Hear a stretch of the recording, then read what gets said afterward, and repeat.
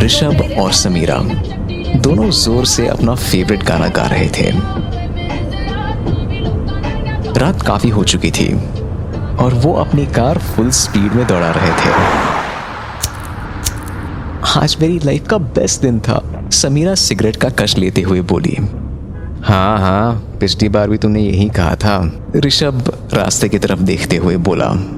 क्या करूं यार, तुम्हारे साथ हर दिन पिछले वाले से बेहतर लगता है। ये कहते हुए समीरा ऋषभ के पास जाकर उसकी गर्दन को किस करने लगी। ऋषभ स्टीयरिंग व्हील का ध्यान रखते हुए समीरा की तरफ मुड़ा और कान में धीरे से बोला, तुम कुछ ज्यादा ही शैतान हो, बट आई लव इट। वो एक दूसरे को कॉलेज से ही पसंद करते थे और जॉब लगने के बाद भी वो लगभग हर वीकेंड कहीं ना कहीं रोड ट्रिप पर जाया करते। समीरा अब धीरे धीरे ऋषभ की जीन्स का बटन खोलने लगी। ओ मैडम, पहले होटल तो पहुंचे। वैसे भी तुम्हारे मुंह से सिगरेट की काफी बदबू आ रही है। ये कहकर ऋषभ समीरा की ओर मुड़ा और दोनों जोर जोर से हंसने लगे। सामने देखते ही गाड़ी के रास्ते में एक बूढ़ी औरत नजर आई। ऋषभ ने पूरी ताकत लगाकर ब्रेक दबाया।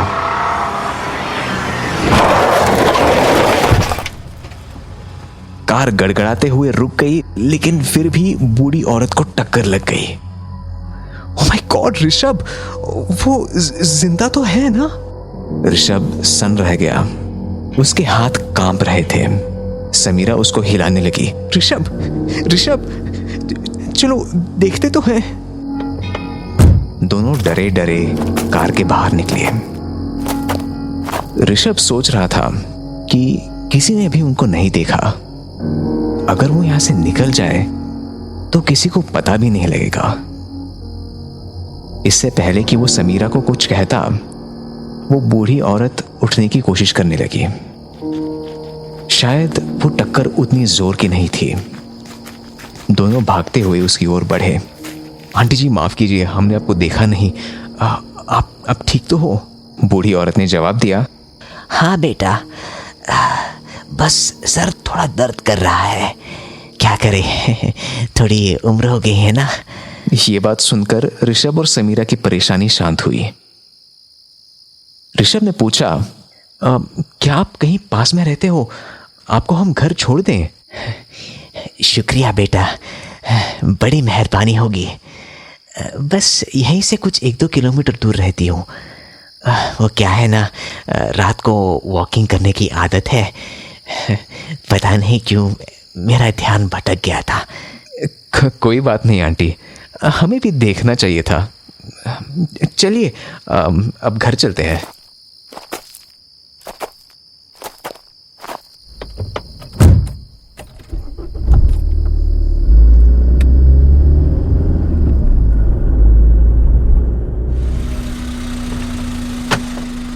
आंटी के घर पहुंचते ही दोनों ऋषभ और समीरा घर की खूबसूरती देखकर स्तब्ध रह गए। उनका घर एकदम पुराने जमाने की किसी हवेली जैसा था। कार से उतरते हुए आंटी कहती है, अंदर आओ ना, अंकल तुम दोनों से मिलकर बहुत खुश होंगे। उस पे ऋषभ कहता है, नहीं आंटी जी, हमें थोड़ी जल्दी है, हम बस यहाँ आपको छोड़ने आए। अरे कॉफी तो पी कर जाओ। आंटी के जिद करने पर दोनों आखिरकार उसके घर में आ गए। जितना घर बाहर से खूबसूरत था, अंदर से उतना ही आलीशान। यहाँ पर बस मैं और मेरे पति ही रहते हैं, और वो भी कुछ महीनों से बिस्तर पर बीमार पड़े हुए हैं। तुम दोनों बैठो, मैं भी कॉफी ले आती हूँ। ऋषभ और समीरा बस कमरे को देखते रह गए। दीवारों पर खूबसूरत पेंटिंग्स, किताबों से भरा बुकशेल्फ। इतनी वीरान जगह पर ऐसा घर देखकर उनको थोड़ा अजीब लगा। आंटी तब तक कॉफी लेकर वापस आई। ये लो बेटा, ये कुकीज भी मैंने घर पर ही बनाई है। मैं बस अंकल को ले आती हूँ। थैंक्स आंटी जी, समीरा ने कप उठाते हुए कहा। कॉफी बहुत अच्छी बनी थी। उसे पीने के बाद दोनों को थोड़ा आराम महसूस हुआ। समीरा ये भी सोचने लगी कि रात को वो यहां पर भी ठहर सकते हैं। इससे पहले कि वो ऋषभ से कुछ कह पाती, वो बोला, समीरा, उसने कहा था कि अंकल कुछ महीनों से बेड रेस्ट पर है, तो उनको यहां लेकर कैसे आएगी? तभी अचानक सीढ़ियों के पास किसी चीज के गिरने की आवाज आई। देखने पर वहां उन्हें किसी का शरीर पड़ा मिला। आंटी ने सीढ़ियों से उतरते हुए कहा, माफ करो बेटा, वो क्या है, सीढ़ियों से अंकल को लाने में मुश्किल हो रही थी तो मैंने उनको फेंक दिया। ऋषभ अंकल की ओर भागते हुए आंटी पर चिल्लाया, क्या आपका दिमाग खराब है? आपने इनको मार दिया है? समीरा वहीं सोफे के पास मदहोश सी खड़ी हुई थी। नहीं नहीं बेटा, मैं अपने पति को ही कुछ होने दूंगी क्या? ऋषभ चिल्लाया, समीरा, समीरा, ये अब भी जिंदा है, जल्दी से पुलिस को फोन लगाओ। मगर समीरा वहीं के वहीं खोई हुई खड़ी रही। चिंता ना करो बेटा, वो अब कुछ नहीं कर पाएगी। आंटी अब उसके बिल्कुल सामने खड़ी थी। जैसे ही ऋषभ उठने लगा, उसे चक्कर आने लगे और कुछ 2 कदम चलते ही वो बेहोश हो गया। गिरते हुए उसे बस आंटी की खौफनाक मुस्कान दिखाई दी।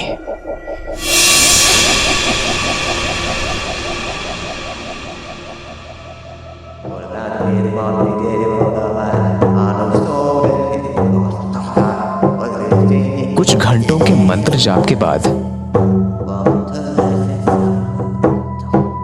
आंटी ऋषभ के शरीर के पास जाकर उसके चेहरे पर पानी छिड़कती है। इसके बाद ऋषभ के शरीर में थोड़ी हलचल होने लगती है। थोड़ी देर की हलचल के बाद वो उठ खड़ा होता है। उसके शरीर में से अंकल की आवाज आती है, वाह जाने मन, आज भी तुम्हारी कॉफी लोगों को घायल कर देती है। इस पर आंटी कहती है, हाँ हाँ, तारीफ बहुत हो गई, अब अपना चेहरा देखना चाहोगे? ये कहते हुए आंटी एक छोटा सा आईना निकालती है और दोनों एक दूसरे के बगल में खड़े होकर आईने में देखने लगते हैं। आईने में उन्हें ऋषभ और समीरा दिखते हैं। अंकल कहते हैं, वाह, हम लोग तो एक बार फिर से जवान हो गए। दोनों अब सामने पड़े हुए अपने पुराने मुर्दा शरीर को उठाते हैं, कफन में डालते हैं, उसे बंद करते हैं और वहां से चले जाते हैं।